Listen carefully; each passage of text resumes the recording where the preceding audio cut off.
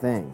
The manic part of it, think of that as the highest of highs in your life. You feel great, you may be more reckless though. The depressed part of it is sort of the lowest of the lows. I want to try and simplify this for you because I find this really fascinating. Here are the frontal lobes of the brain, and deep in here is an area of the brain called the amygdala. Think of the frontal lobes of the brain as your judgment area of the brain, but also your brakes. The area of the brain that tells you to slow down, to stop, think a little bit before you do something. And think of the amygdala as the emotional center in the brain.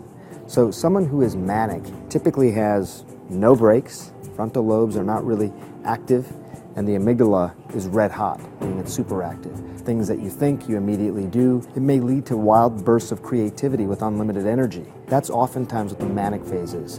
Depression, think about it as exactly the opposite. The frontal lobes are now turned all the way up.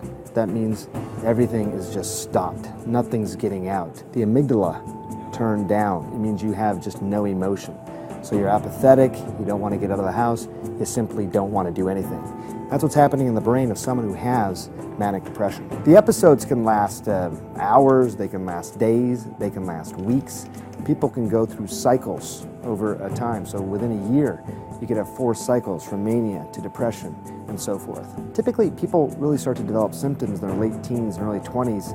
About half of people are diagnosed before the age of 25. Many people